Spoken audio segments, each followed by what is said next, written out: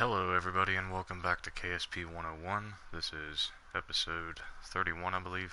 We're picking back up where we left off in the last episode where we placed our J2 in orbit around Tylo here.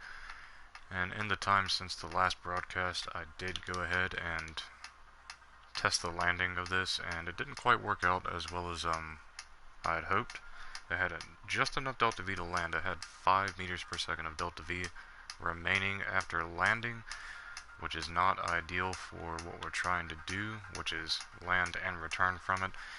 And upon doing that landing, I did also find out that the next World Record Society contract after landing on Tylo here is returning from the surface of Tylo. So there's a couple things. We are going to go back to our space center and build another vessel to send up to this one to assist it in its landing. And should that work out, that would be fantastic. If not, in doing that test and landing on Tylo, I found out that the next contract is going to end up being returning from Tylo. And if we are not able to get that done properly, like landing this thing with the assistance of the vessel that we're about to send out now, then we are going to have to skip that and try to force the contracts into a new line of contracts by going to a different moon around Joule and starting up some missions there without the contracts to try to force the contracts to update and move on to a new series of them. But I digress. Let's continue. This will be the third preparation video for the landing now in the series. We are going to have to send a vessel that can take the 60-ton vessel that we have in orbit around Tylo down to the surface without using any bit of the fuel that is on that lander. Now, in order to do that, we basically just need to add 60 tons of fuel that can dock up to it with the engines and all that will make it capable of landing without having to tap into that vehicle's fuel resources, as well as the vessel to transfer all that over. So this is going to be a relatively simple vehicle. It's going to be pretty large still, but it's not going to be high on the part count like the lander was itself. We're going to go ahead and name this the J2-A, since it will be a secondary craft to the primary craft, which is that lander. And now to just figure some things out. Let's see. We are going to need some power. Let's go ahead and put one of those power banks, the Z1K rechargeable battery bank, instead of the grandparent part. And we're going to also go ahead and grab a reaction control wheel instead of the heaviest part. And then let's see where we can take it from there. We are definitely going to need a docking port on this thing. We're going to need the shielded docking port. That way it matches up to the docking port on the lander that we sent out to Tylo. It's also set that to grandparent part. Now, let's see what else we need to add to this thing. We can put some lights on it, I suppose, just to help us out with the docking maneuver. We'll put those up here, make sure they're pointing in towards the docking port, set it to radial 2. We can open a menu and get rid of the blue and the red so it's nice and green. Since it is a Joule vessel, that's what I do. As soon as we get that squared away, if it will let us, that would be great. It's really not going to let me, is it? There we go. Turn the lights on. Let's open the shield so we can get a good look at the lights. And we'll move those a bit more in towards the craft. Raise it up a little bit. Like so. That's looking good. And it's lit up good, so let's go ahead and close the shield and turn off the lights now. We're going to try to make this as minimalistic as possible, that way we can pretty much just load it up with fuel. And I'm going to over-engineer the heck out of it, that way it has tons of fuel on it just in case. Doesn't need any science or anything special like that. I'm going to put a couple of these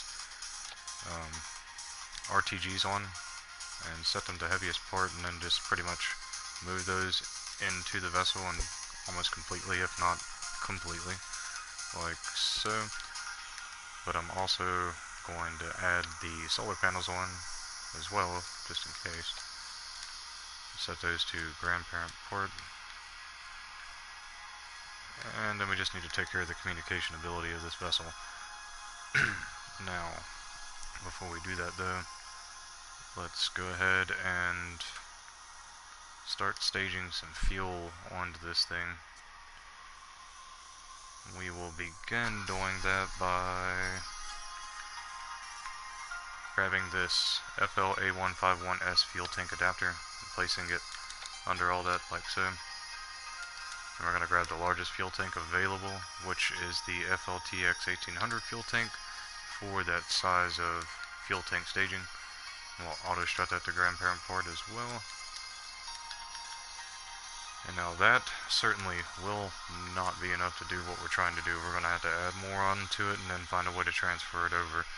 But for now, let's go ahead and add a skip engine. We'll just reduce the skip engine down to the engine itself without the mount, like so. That should be fine. Just to make sure though, let's grab a TD18 decoupler and place it under that. Okay, that's looking good. Let's get rid of that now. And we need to add on to this. We need to add on quite a bit. Let's go to our decouplers again and grab the TT38K decoupler. We're going to place this kind of low here. And we're going to set it to radial 2. I'm going to leave it like that for now. We are going to put more stages around it though. Let's set those to grandparent port. Let's go back up here to our fuel tanks. Grab another set of these FLTX1800s.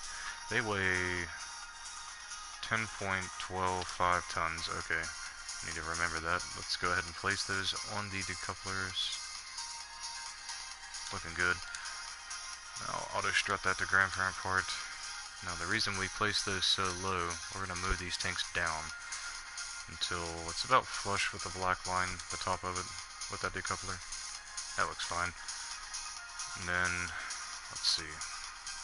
Let's go ahead and copy the skip engine. Well, after we put it back where it needs to be, we will copy it, placing it on those. And then up here is where we're going to place our communication parts. We're going to grab the RA15s, that should be okay. We'll take those, put them to where they're not going to interfere with the solar panels, radial 4 of those. That should be enough communication ability. Make sure all those are set to grandparent port. I'm fairly certain that'll be enough communication ability. Let's find out then. 15G antenna rating. These are set to 100G, so, you know, this isn't really going to survive the mission, so let's just go ahead and get rid of those. And let's place these here instead. Really maximize its communication ability. That should be okay. In fact, we encountered a power problem last time. We're going to radial for the solar panels, and if we extend them, they should be okay. So they look good. That'll be fine. In fact, we're going to go ahead and keep those extended since we are launching this. Make this a little easier on ourselves. First, let's set the struts here and put those up to about there. Oh no, we did that backwards. Okay, let's get rid of this one that we already have ready to place, and let's grab this again. Place it back where it was, and then place it a little lower, like down here. And then let's put one in the middle of the tank. Set that to the middle there. And we'll put one on the outer side of the tank, like so, and then we're going to strut this up to the highest point of this tank possible, like so. And we just need to strut the bottom here up to the bottom of this central stage tank, like so. Make sure it's nice and in line with that decoupler. And then we need to go ahead and copy those after we place them. See, if we place them, then we can rotate them after making a duplication of them. and they'll be placed in the same spot with all the struts already strutted. So that'll knock out a lot of the work there. Now we just need to strut these together, like so. So we'll do 2 up top, 2 on the bottom, and that'll take care of that. Make sure we're placing those in the same spot on these tanks. So now we just need to do the 2 on the bottom there.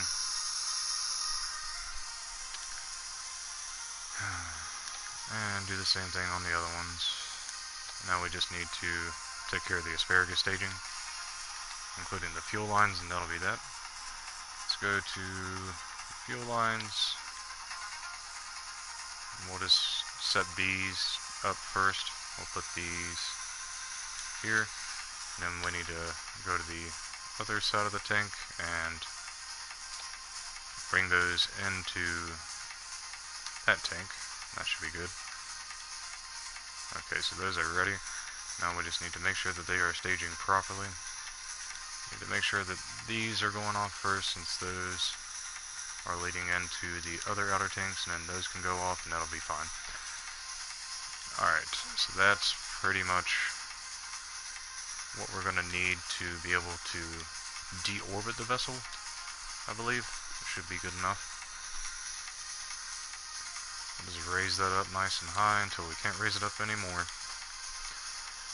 And then we need to add some RCS to this thing as well. Let's go to our fuel tanks. Go down here and grab the 20 fuel monopropellant tanks. We'll just find a good spot to place these. Say about here should be okay. And we'll set it to radial 2, grandparent part it, and then bring it into the vessel by moving it in with the move tool. But we also do need to lower it a little bit like that. There we go. And then we need to find the center of mass and place the RCS thrusters, like so. Okay, so here's the center of mass on this thing. Let's try to place it somewhat relative to that if possible. We'll place some RCS thrusters on the outer tanks here. I believe it should be okay. Yep, should be fine. We'll place those there, then place these here.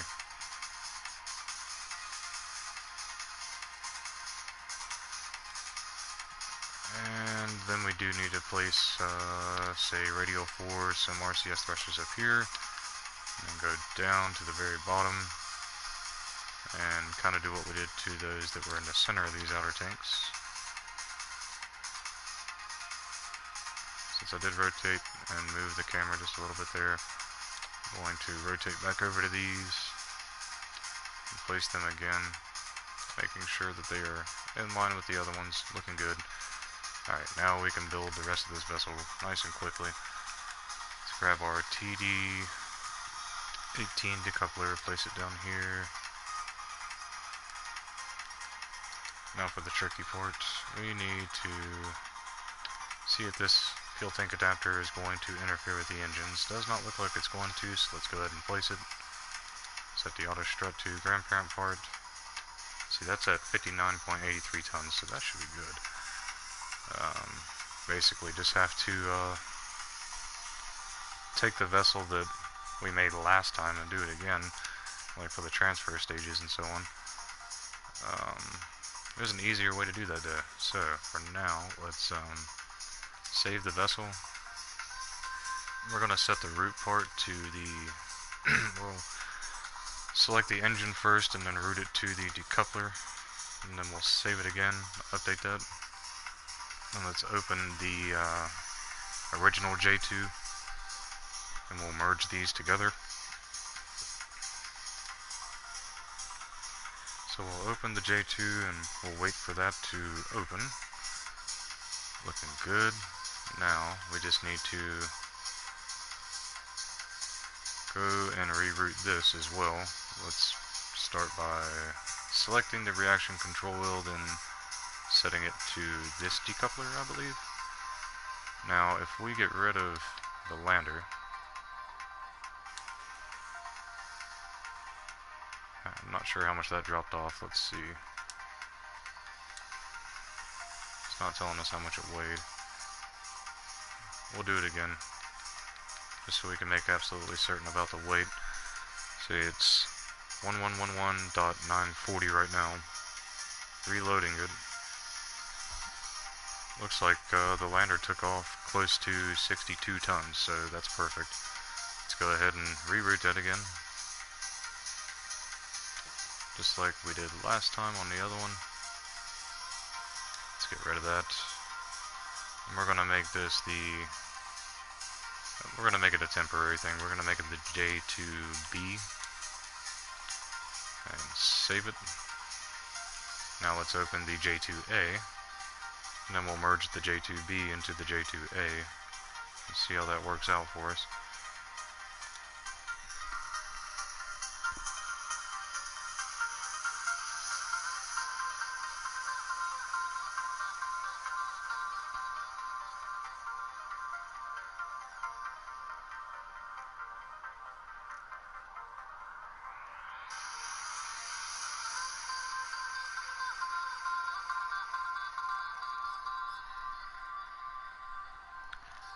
Alright, now we need to set this up to be able to connect to that. But let's find out what we're going to have to do that. Let's put that fuel tank on here. And then go to Open Craft. Go down to our J2B. Transfer Vessel. And we will hit triangle or Y on the Xbox to merge it. Hopefully it won't be too complicated. Alright, so we routed that correctly. That's fantastic. Now, the fun part. We need to make sure that this is going to be okay with the weight and everything. Let's reroute this thing up here. We'll start by selecting the docking port and then make the root part the probe core again. Go back down here. Let's grab this and then get rid of the decoupler here. Place this back up here. Now it's only a matter of making sure that the weight for each stage is correct and the staging is correct. So we'll start doing that by checking this stage out. See, the weight is 288 tons. That's more than enough thrust ability to take care of that. So let's put that back on.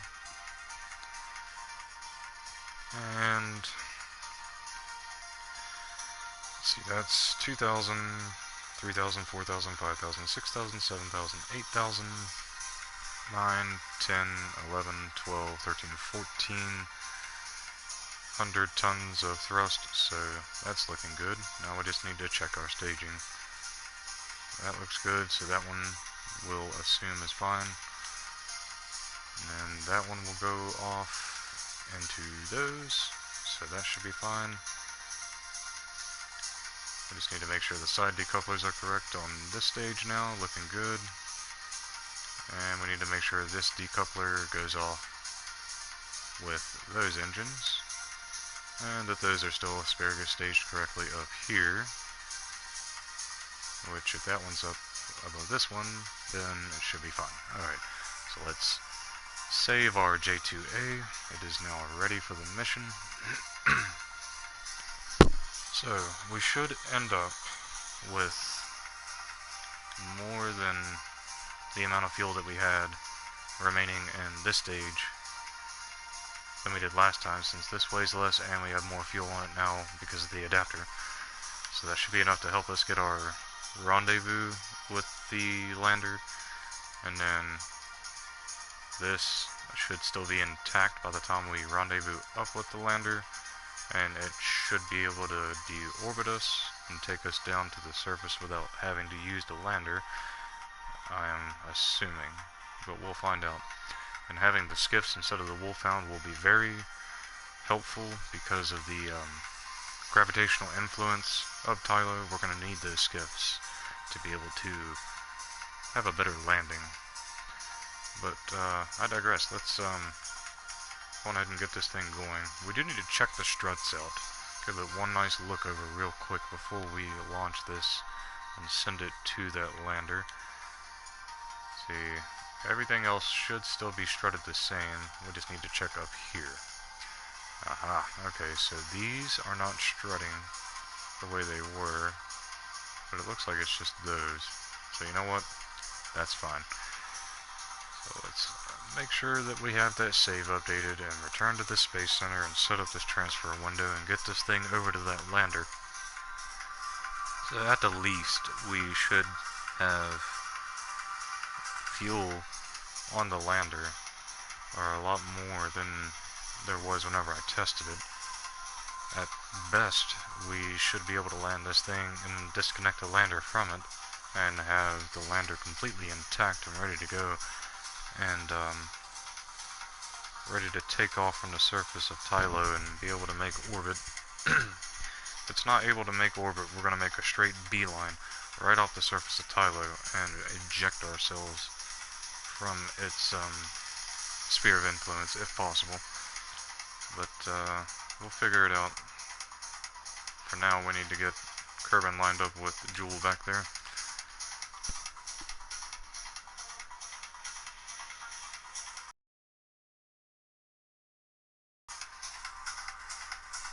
And this time around, we're going to make sure to not approach Tylo in a way that is like a polar injection. We're going to make sure that that transfer is equatorial and save ourselves some delta V, because we're probably going to need it to make this docking happen that close around Tylo, I would say. So for now, we are just waiting to get this transfer window knocked out and ready to go so we can get this underway. If we get there and dock up, then hopefully we can get that done and have enough time to be able to make the Tylo landing and see if this is going to work out. If not, then that's going to become kind of like what happened with our Eve landing mission. We're going to have to just pretty much make it a colony until a later date and time. But that takes care of lining up Kerbin with Joule. Now we just need to wrap the Mun around. So let's go ahead and do that now.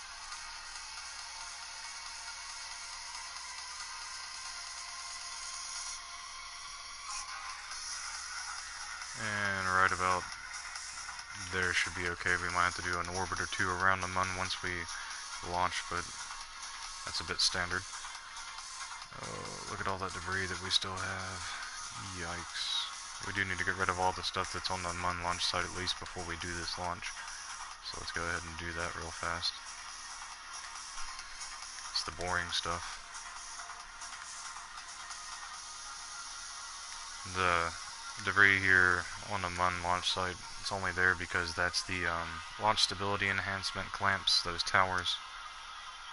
After we get rid of those, we'll be fine. We're going to leave the rest of the debris where it is for now. Leave the tracking station and prepare this thing to launch out to Tylo. Now, let's update our quick save. It's not exactly going to hurt anything if we do. And let's go to our launch pad, find that J2A, and get this candle lit. Hold X or A on the Xbox and select the Mun launch site as our launch site.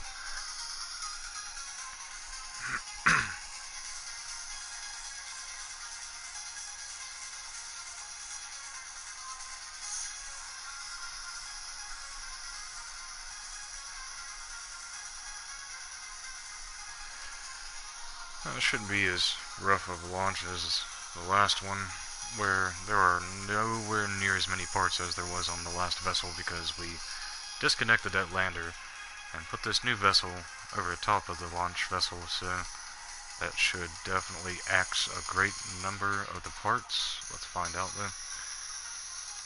Let's see, part count 302. That's still quite a bit less. Let's go ahead and zoom out and find Joule. Should be out there. And we'll set it as our target ahead of time before we launch.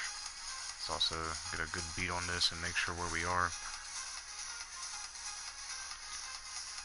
Okay, so instead of getting orbit first, I'm going to go ahead and warp the moon on over to where it needs to be, and we're just gonna get on to Joel a lot quicker this time. Let's go ahead and launch. As soon as this thing reaches about 50 meters per second, we're going to kick it sideways and get moving. Hopefully it doesn't rip itself apart. It's only missing a few struts compared to the last one, so it should be fine. It's definitely launching with a bit more speed. That's a good sign. We won't have to worry about losing power this time since we have the RTGs tucked away nice and neat on the side of the vessel. So a good start.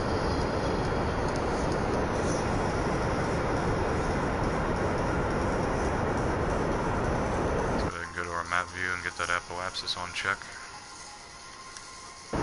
Slowly raising. We are going to clear everything on the surface, so I'm just going to leave it exactly where it is. Try to make this world as tight as possible. So we don't really have a time to waste right now. Try to wrap it around to where the apoapsis is right in line with Joel over here on this side. If it's not any higher than 50,000, it'll be in business. If it hits 50,000, it wraps around, and I'm going to have to cut the engine and make the circularization around the mud before we continue on. We'll see here in a moment. It should be nice and tight. Say right about there, that's fine. So now we can just wait for this to hit 5,000 meters, and then we'll wrap around to where the prograde mark is in line with the target mark, or at least close to it, and we'll get this party started. Let's make sure we are clearing everything on the surface. Okay, looking good. So we can actually see the anti-target mark on the nav ball, so we can just continue to time warp until that is close to the retrograde mark, and we'll know that then the target mark is close to the prograde mark, and we can just let it reorient itself and begin our transfer burn right off instead of making orbit.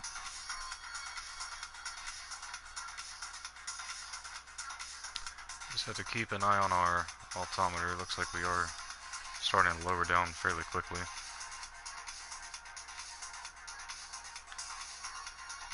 Also keep an eye on our resource menu. We may have more power and we may have RTGs, but it's still going to take a lot of power to rotate this thing as we are still descending down to the moon's surface as we speak. And the longer this takes, the more we are losing our window, or at least the perfect window for this transfer. And we don't want to light the engines just yet. We want it to be in line where it needs to be before we do that, so we don't mess up our degree of inclination at all. Looks like the target mark is quite a bit moved in to the prograde mark compared to what we normally do, but should still be fine. Let's go ahead and exit time warp mode 2, so that's out of our way. Let's do a little bit of rotation while we're on our way to that prograde mark. And once that says 90 degrees on the HDG, throttle up and get that full throttle. Seems a bit more stable this time around too, that's good. Let's just go ahead and zoom all the way out. And try to catch sight of the line as we leave on and reverse sphere of influence. We also need to check out our staging. Looks like it's already time to stage. So we're wasting delta V a little bit there. How much we wasted though, we will find out. About an eighth of a tank. Still not too bad, I suppose. So let's continue our burn now. Worst things have happened as long as we can get this thing docked up with a full tank remaining on the new vessel that we merged onto the top of this transfer vessel. We'll be okay. That, and we need to make absolutely certain that we do an equatorial injection into Tylo's sphere of influence this time, guaranteeing that we don't waste any delta V compared to last time. In fact, what we just did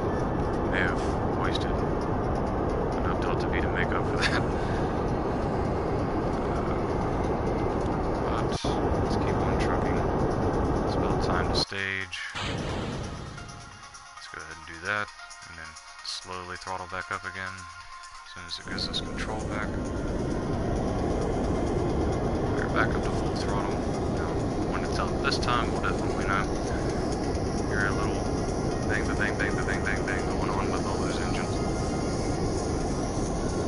And the gimbling on the vectors are not really making this easy, as it continues to shimmy back and forth there on our nav ball, but I think we'll be okay.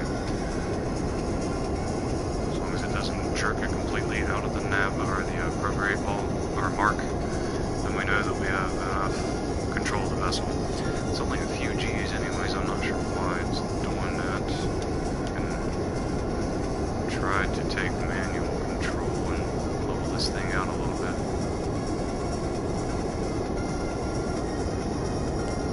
There we go, we'll just keep it there. Hopefully that'll stabilize it a little better. Looking good so far. As long as it's on the 90-degree inclination on the HDG on the nav ball, and our prograde mark is just a little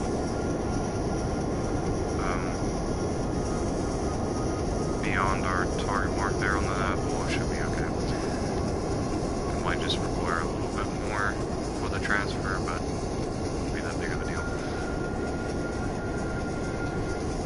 In fact, we may need to try to move this down a little bit, like say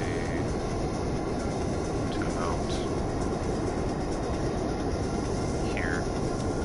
Try to force that prograde mark a little closer to the target mark. If we have to, we can move just a little more. Save up there. That should be good. And hopefully we won't have any issues getting this encounter. Let's go ahead and focus on Joule. Selecting its orbital line, and then hitting focus. View. We're just waiting to see about this encounter. It's taking a little bit more than last time, but not a big deal. As soon as we get that encounter, let's cut. We need to get out of the Mun sphere of influence. Let's do that so we can see just where we are going to be relative to Joule. It's almost identical to where it was last time. We need to find out where we need to be for the ascending node. Go ahead and time warp ahead manually a little bit, and then set it to automatically time warp to that ascending node. And upon arrival, make sure it's ready to be pointing anti-normal, so we can burn that ascending node down to where it needs to be.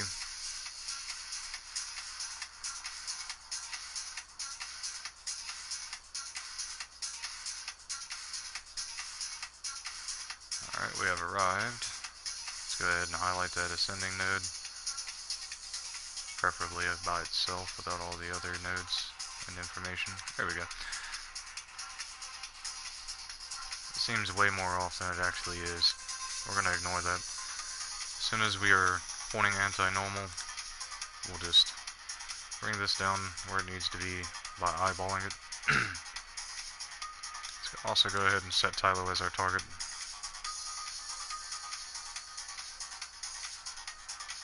And then we need to make sure that we can see our periaps up there, but we also need to make sure that Tylo's orbital line is nice and flush with itself, giving us the ability to eyeball this.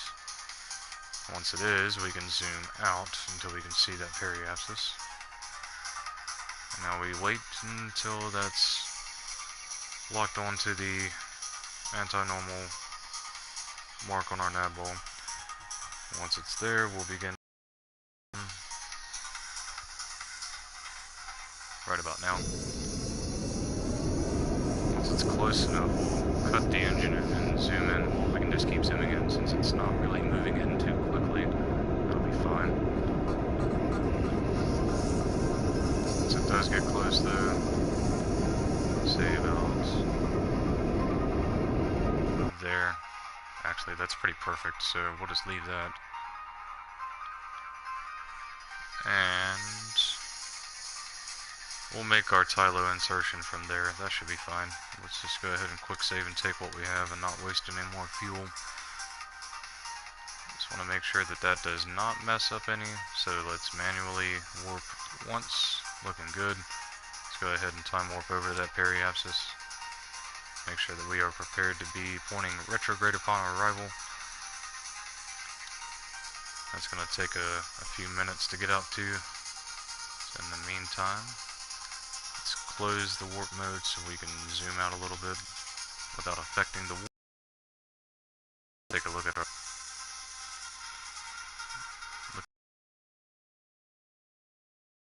nice solid transfer burn. See how much fuel we have left on this stage, 397 meters per second. Not bad. If I had to wager, I'd say that's close to what it was last time.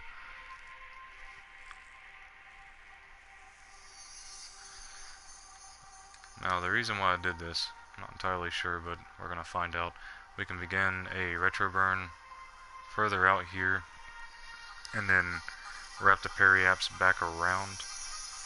After it's retro burn enough, it'll circle around and become our apoapsis on this side, and the periapsis will be on this side as it descends down until we make it reach Tylo's line, and that's where we're going to make our Tylo transfer. We're going to do it that way, and have a little less speed to burn off to circularize around Tylo, I imagine, or I assume, but we'll find out. It's just the long wait of warping to the Joule system now. And hopefully, which moon is this?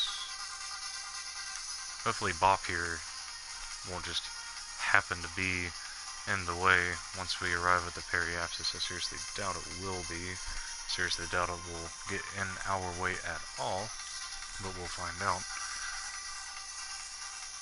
But Tylo here, on the other hand, is a beast. Has a lot of gravitational influence, so it shouldn't be too much of an issue getting an encounter with it from out here. So now we're just a couple minutes away from finishing our time warp.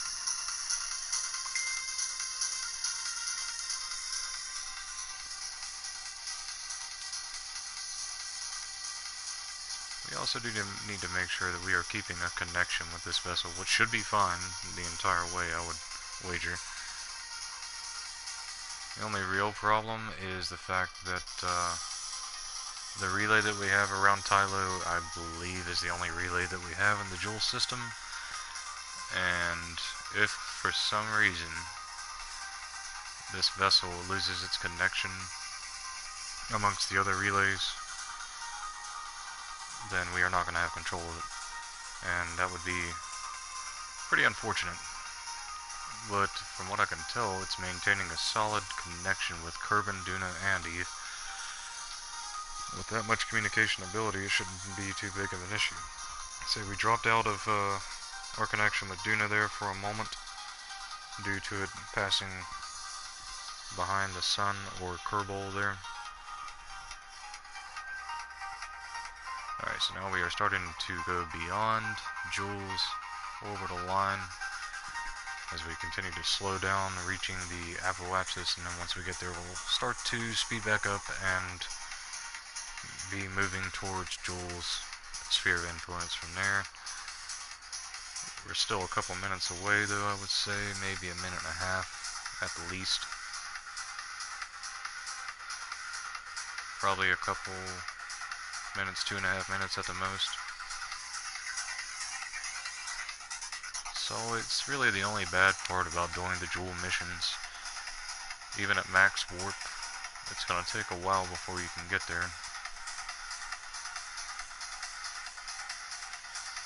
So that kind of tacks on an extra 4 minutes or so to each episode any time that we try to make a transfer to Joule. But once we get there, it's not so bad. Trying to orbit around Tylo takes a little bit of time too, because even at a nice safe distance of like 60,000 meters in altitude above Tylo. You can only time warp at like, I guess maybe times 3 or times 4 speed, or 3 or 4 marks on the warp, so that would be times 10 or times 50 speed, even at 60,000 meters in altitude around Tylo. But say we're a couple of minutes away, maybe less now, maybe a minute and 40 seconds or so. Just waiting on that now. Let's try to do some predictions though. Let's take a look at what we have still. This will be enough to get us started on our orbital burn of the Joule system. And then what we have here will definitely be enough to get us finished with the orbital burn and start our Tylo encounter. And then getting us to Tylo for sure. And probably enough to make sure that we make orbit of Tylo. We're just really hoping that we're not having to use any of this until it's time to deorbit at Tylo. As long as we can pull that off, we'll be okay.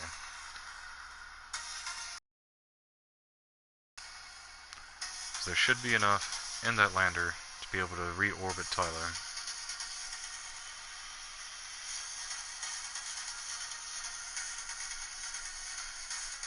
But we'll find out. And taking off from Tylo, we're going to try to do that in the same way that we would at Kerbin, in a way, just with about 20% less of the requirements. So say once we hit about 80 meters per second or so, we'll start to move over and more as we increase speed to about maybe 420 meters per second. Then we should be pointing completely angular, like 90-degree angle, until our top line reaches about, say, 60,000 meters or so. And then once it does, we'll point completely sideways and start making orbit around Tylo at that point. We're relatively close to Joule now. Let's see if it's coming up on our rear here. We have already passed the apoapsis. We are how far from the Joule sphere of influence? 50 days out of our 90 remaining days. We should be seeing Joule. There it is, creeping up, little tiny dot there. Let's go ahead and get rid of the UI to help with the visuals here. As we very quickly approach Joule, it's going to be about here once our time warp is complete. Right there. Now just wait for this to reorient itself to retrograde so we can get this party started. As soon as it does reorient to retrograde and locks onto it, we'll update the quick save and get things moving.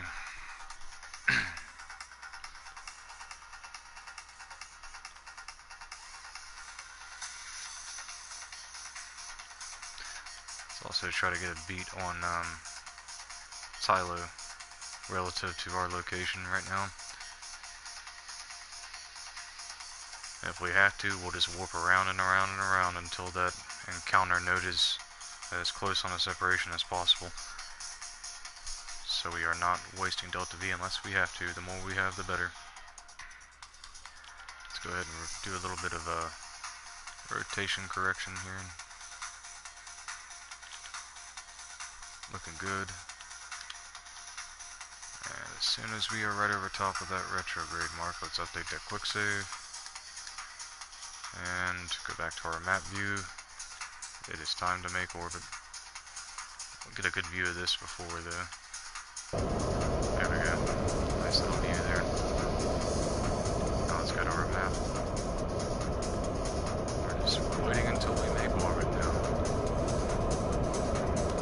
Our descending node is not too far off from having to make this Tylo encounter if we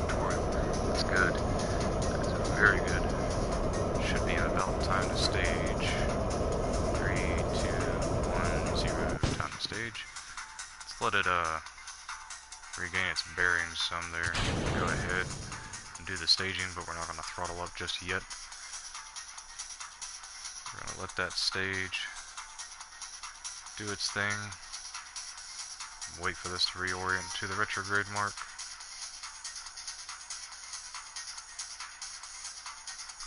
Now that we've kicked those vectors and that stage the vectors are on, we should not really have that problem anymore. I want to kill that rotation and try to fix it a little bit. It's starting to wobble and bobble a bit there. We'll disengage the SAS, re-engage it, and then lock back on to retrograde. And then we'll slowly throttle up and continue our burn. Saying goodbye to that stage. And let's go full throttle. Looking good. We should be out of that stage in about 15 seconds or so. We need to keep an eye on that. Also keeping an eye on our jewel escape mark there until it wraps around and we make orbital jewel. I want to try to bring it in nice and close so we're not taking forever trying to warp around though. Keep an eye on this until it's time to stage though. Alright, let's stage.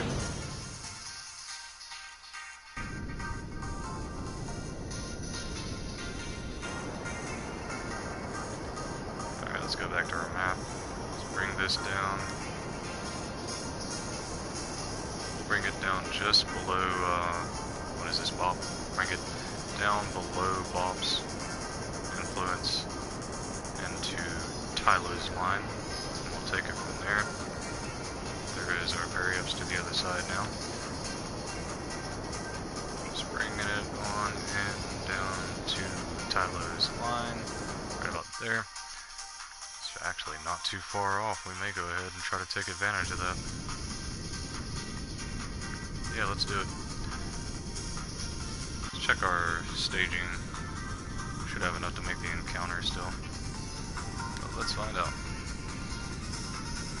There it is.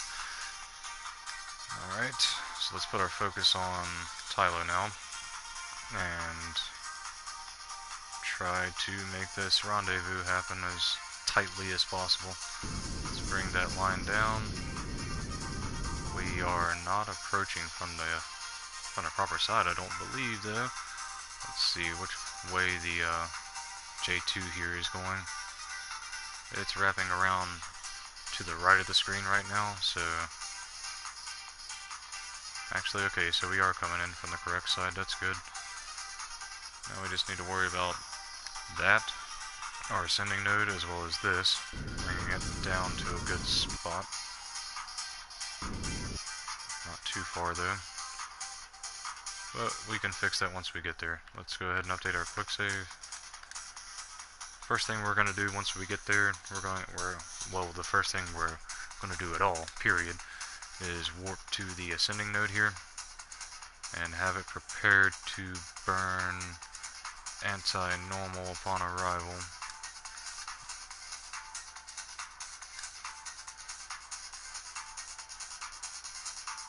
Let's put our focus back on our vessel by hitting our 2 sticks in there. Kind of upset that my little VV avatar is gone and now it's just a smiling box. That's unfortunate. But the show will go on. Now we have arrived. We lost our ascending node, so let's highlight our descending node and just keep an eye on it instead. Just get this thing over to anti-normal and begin to burn. Then we can focus on correcting the periaps, which right now is at 33,000. Okay, so we are now at the anti-normal mark. Let's update our quick save. Make sure to close time warp mode. And let's begin correcting that.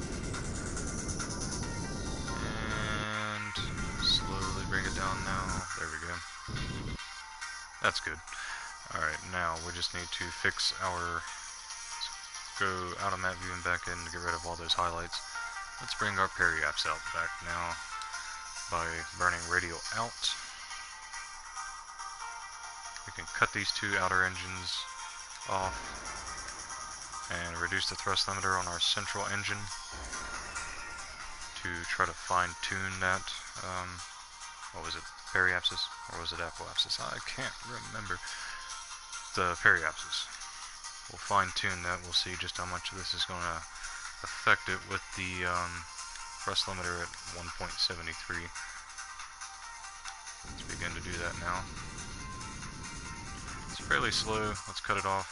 Let's move it up to about 10. 13.54. We'll take it. Let's go to our periapsis.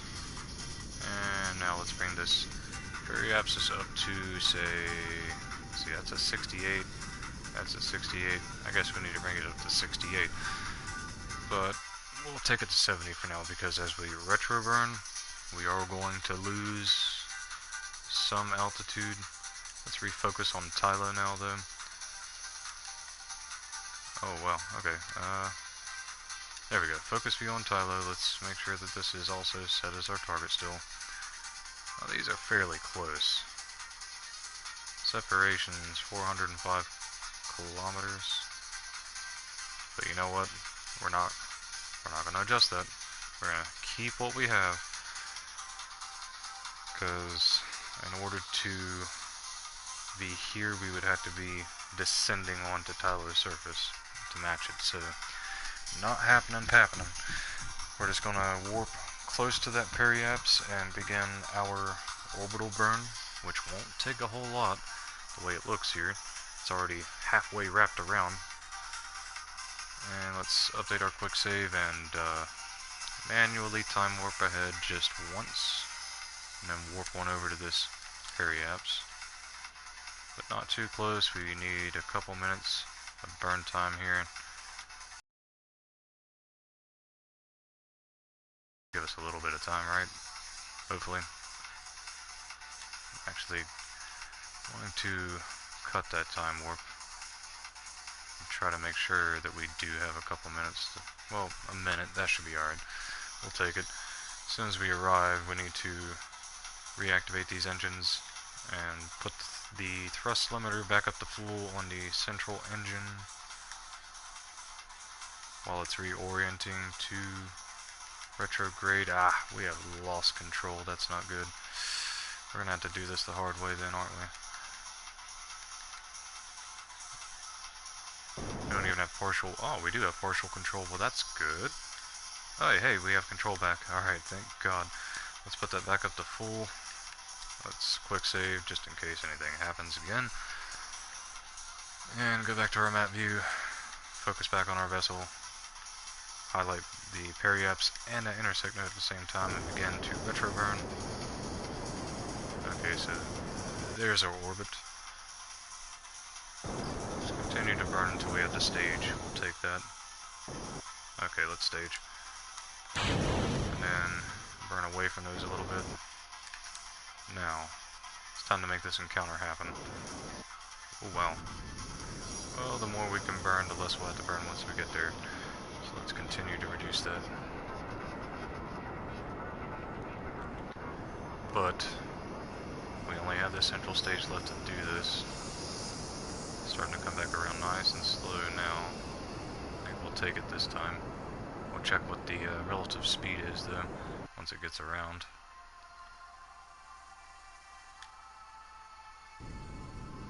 Relative speed, not too much. Let's cut it about there.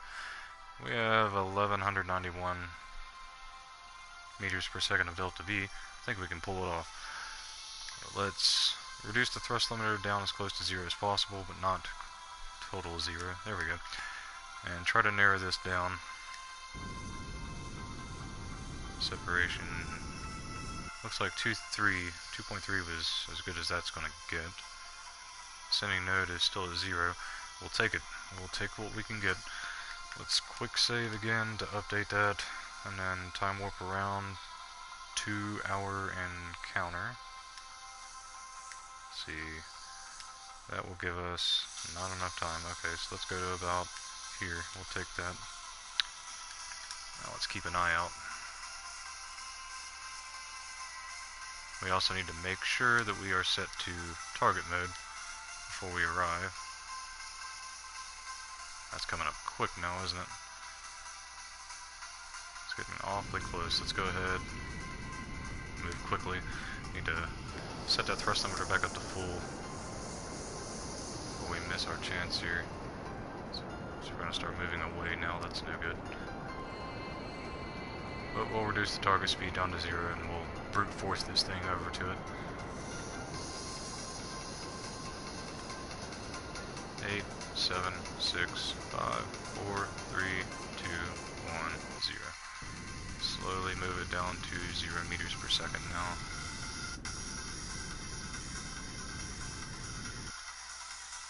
So fairly close. Don't want this one issue that always happens to happen. I'm going to quick save and then reload that quick save. And then take it from here.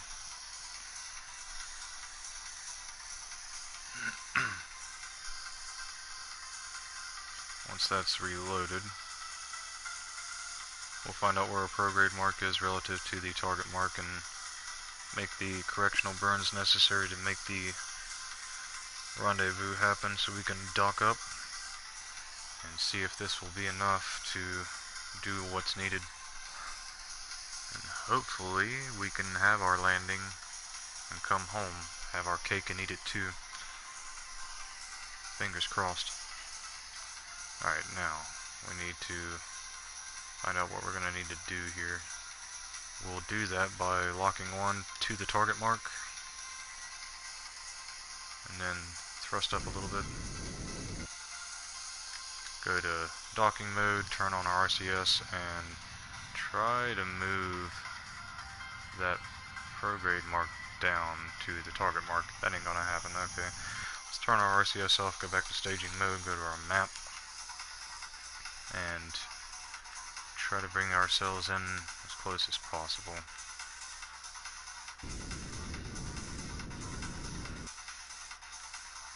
How's that intersect 2 looking? Okay, 0.5, we'll take it. Let's go ahead and update our quick save. We do also need to keep a very close eye on our apoapsis and periapsis to make sure it's not going to smash us into the surface in any way while we're doing any of this. Let's manually time warp around, and let's say we need to keep a closer eye on this time so we have more time. We also need to be prepared. Warning retrograde once we get there. Now that has become intersect 1.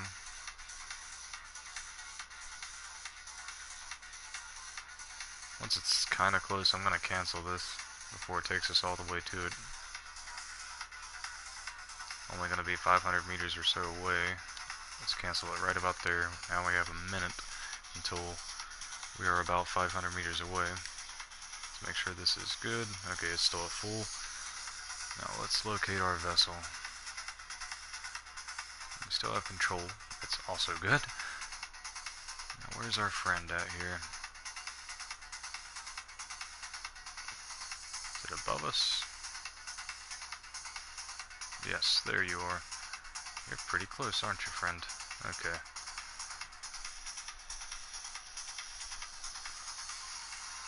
I'm gonna go ahead and time warp it until it's as close as we can get it. Right there. Okay. Now let's reduce our speed down to 0.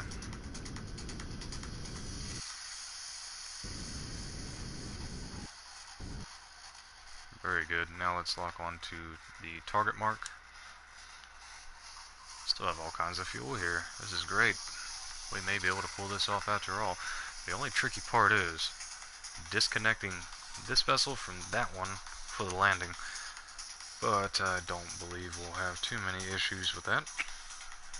We'll cross that bridge once we get to it though.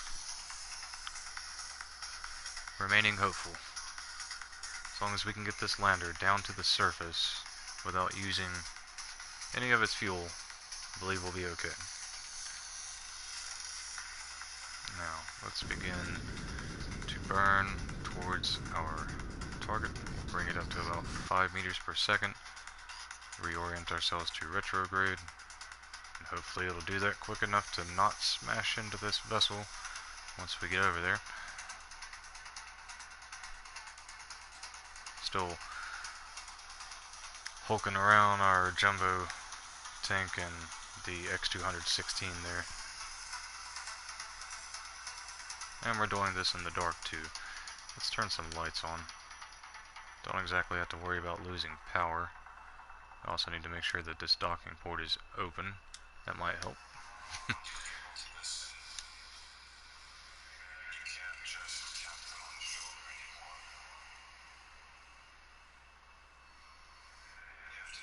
Let's go ahead and time warp over a little bit.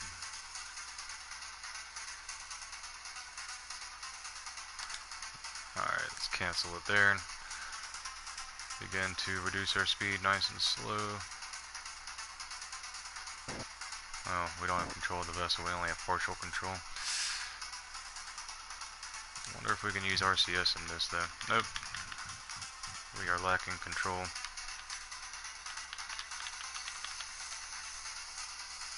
Is there any way to adjust our throttle limiter while we're under partial control? That might be okay. Nope, we can't do that either. So we're gonna have to try to pull something a little crazy off by throttling up and throttling down immediately. Hopefully it works out. Let's do a quick save. Alright, as soon as that's done. Okay, that's not bad. But we do have control of the other vessel, so guess what? We'll just use it now. Let's see. Let's open up our docking port on it.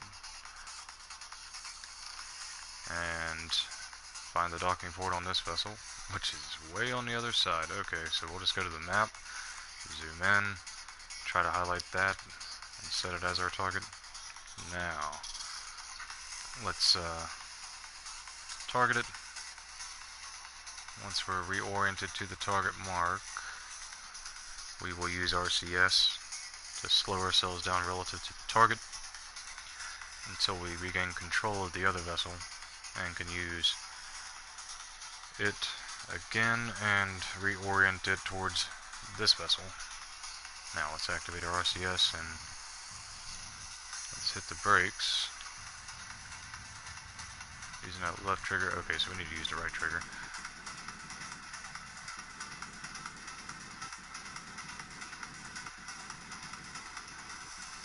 As soon as that hits 0 meters per second, we'll be in business. It's not quite wanting to though, is it? So go ahead and update that quick save again. Swap over to this vessel and time warp until we can get some control here.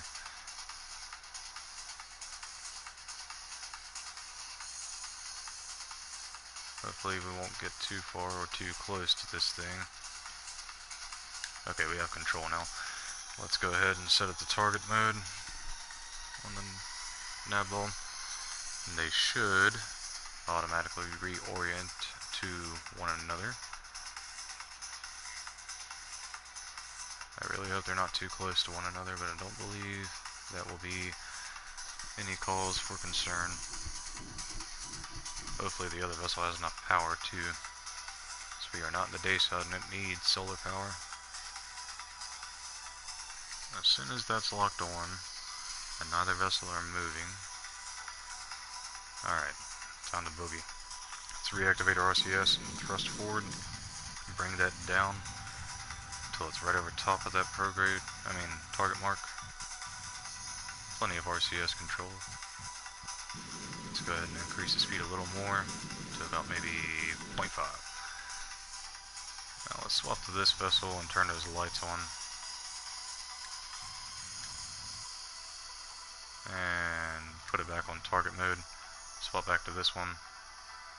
Make sure it's on SAS mode, not target mode, because we don't want both on target. It's been known to have issues when you do that. Let's put control from here, aim camera there, and zoom in just a wee bit. Hopefully we're not approaching the other vessel too quickly. Alright, we're making good time. Let's try to slow down just a wee bit, though. Bring it down to about 0.3. Now we're just focusing on keeping that prograde mark over top of that target mark as we make this dock happen. Looks like the solar panels and everything are nice and in line already. That's good. Nothing should conflict with either vessel. Just waiting on that now. Making sure that we keep that prograde mark over top of the target mark, and once we get close enough, we will pump the brakes a little bit. Try to reduce it to about 0.1. There we go. Let's get this thing docked up.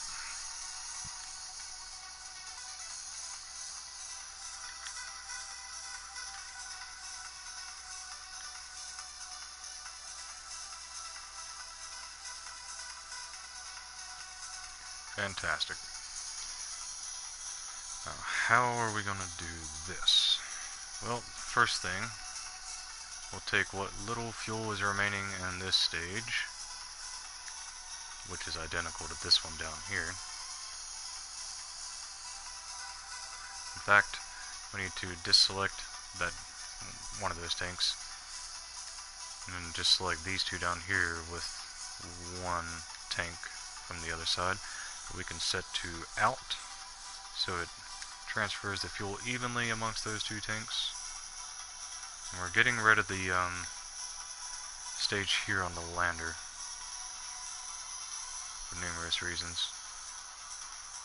I'm going to reduce some of the weight for this, make sure that our skiffs are going to be good enough to do this appropriately.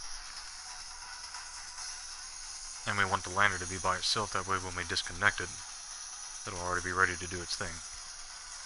And hope to God that those landing legs are going to be enough to support it.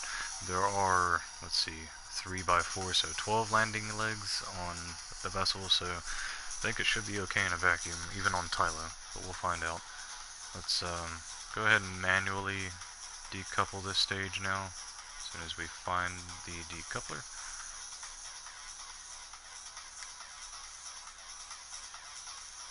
Let's disable that crossfeed, it's not what we wanted. Now let's decouple it.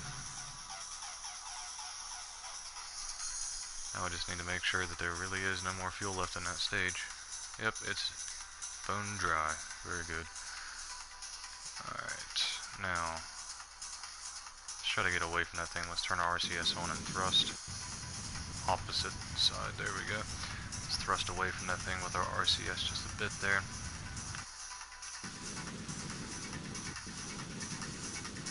Kill some of that momentum to restabilize the orbit that we had. That should be fine. Let's turn the RCS back off. We are going to control from the probe core for this whenever it comes time to do this. So let's go ahead and highlight that probe core and set it to control from here. And make sure that the staging is going to be okay. Let's see.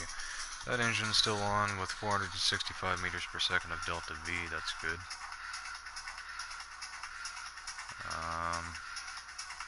Where are those skiffs? There they are.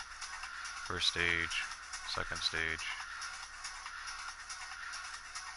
We could redo the staging for this, I suppose, since it is kind of necessary.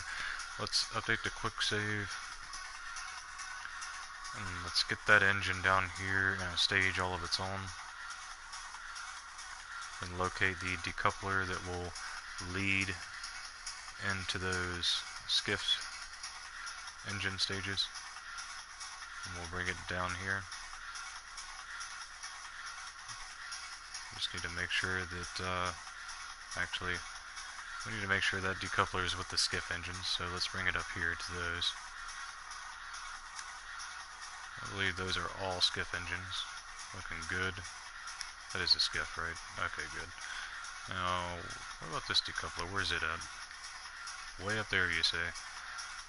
Looks like that's the one to decouple right before we land back at Kerbin, so let's separate that and put it up top with our chutes. we'll find out where those are and put this right before those. Okay, so it needs moved here. We need to separate those side decouplers from the parachute stages. Okay, we'll take this and separate it first, placing it here. Recondense, add another, go back up here, grab the other one, place it there, recondense. Now those are for the skiff stages, right? Let's try to get a better look at some of these. Yeah, so those are for the skiffs, and those are the ones that need to go off first, and these are the ones that need to go off second. That's good. So we need to bring those down to where they need to be. Should be about there, if I'm not mistaken. Yes, they are. That needs to go there, then we need to find the other one. Oh yeah, our skiffs are here. Let's grab those and bring those down. Oh wait, no, our skiffs are down there already, aren't they? I'm losing track of everything. Wait, no. Where is our stuff?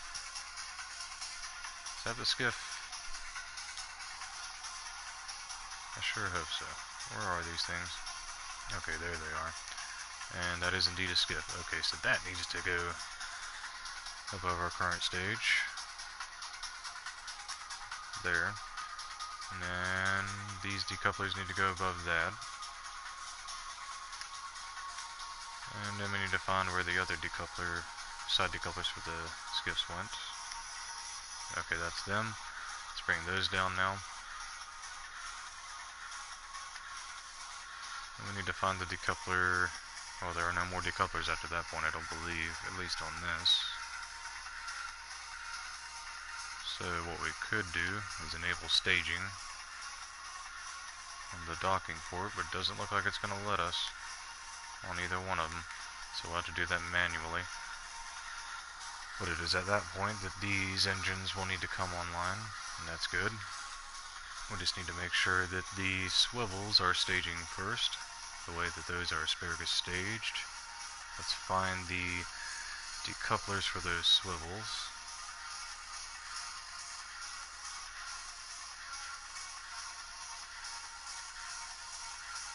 Which I'm guessing is those two.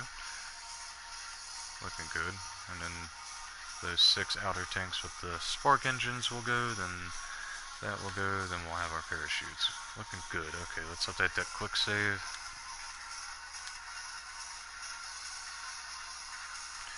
And for now, we are going to make sure that the entirety of this vessel and its communication ability is dependent upon the vessel that we just sent to it.